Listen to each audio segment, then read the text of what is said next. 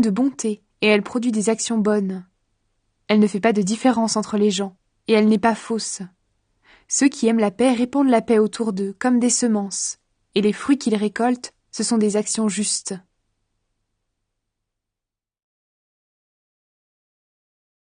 Contre les disputes. D'où viennent les disputes?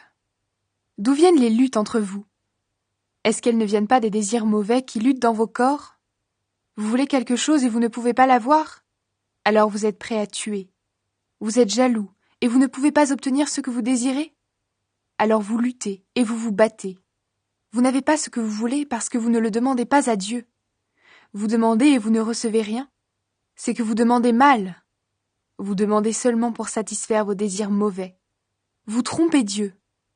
Vous ne savez donc pas ceci? Aimer le monde, c'est détester Dieu. Celui qui veut être l'ami du monde devient l'ennemi de Dieu. Ce n'est sûrement pas pour rien que les livres saints disent « Dieu aime très vivement l'esprit qu'il a mis en nous ». Mais Dieu nous fait un cadeau plus grand encore.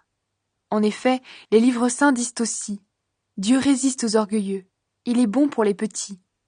Alors obéissez à Dieu, mais résistez à l'esprit du mal, et il va fuir loin de vous. Approchez-vous de Dieu, et il s'approchera de vous. Purifiez-vous, vous qui êtes pécheurs. Nettoyez vos cœurs, vous qui êtes faux. Soyez tristes, mettez des habits de deuil, pleurez. Changez vos rires en larmes et votre joie en tristesse. Faites-vous petit devant le Seigneur, et il vous honorera.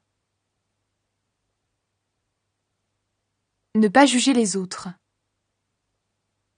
Frères et sœurs chrétiens, ne dites pas de mal les uns des autres.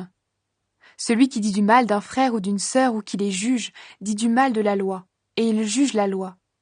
Et si tu juges la loi, tu n'obéis plus à la loi, tu es son juge.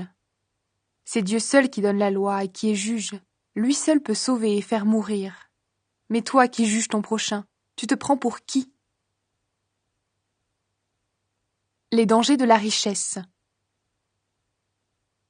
Maintenant, faites attention, vous qui dites « Aujourd'hui ou demain, nous irons dans cette ville. Nous resterons là-bas une année.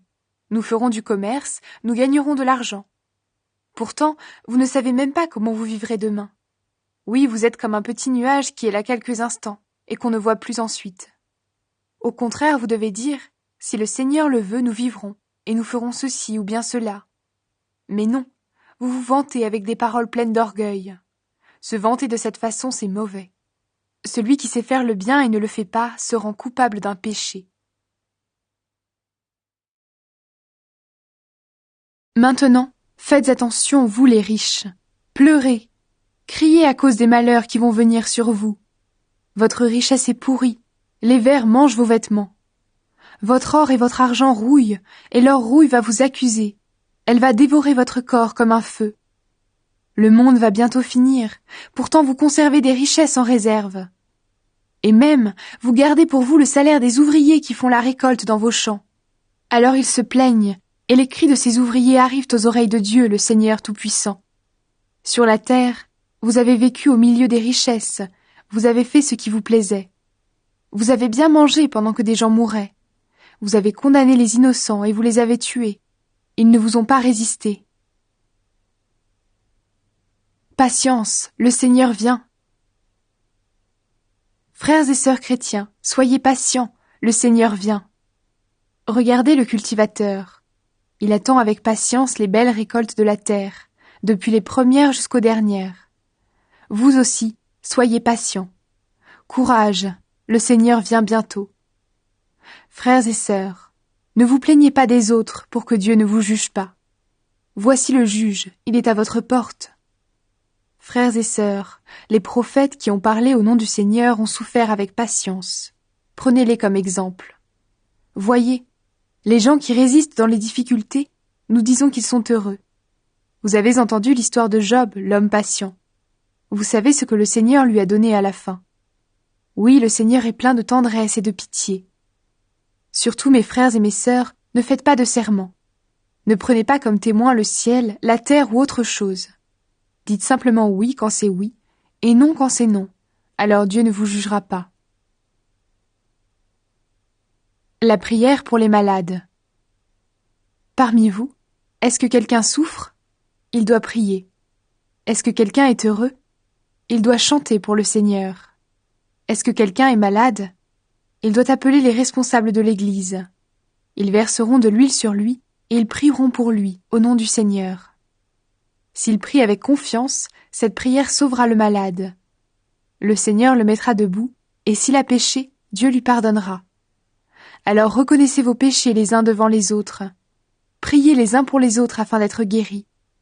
La prière d'un homme juste est très puissante. Élie était un homme tout à fait comme nous. Il a beaucoup prié pour que la pluie ne tombe pas, et la pluie n'est pas tombée sur la terre pendant 3 ans et demi. Puis il a prié encore une fois, et le ciel a donné de la pluie. La terre a produit ses récoltes. Ramenez ceux qui se perdent loin de la vérité. Mes frères et mes sœurs, parmi vous, quelqu'un peut se perdre loin de la vérité, et un frère ou une sœur peut le ramener. Eh bien, vous devez savoir ceci. Si une personne ramène un pécheur de la mauvaise route où il se trouve, il le sauve de la mort. Et à cause de cette action, Dieu va pardonner beaucoup de péchés.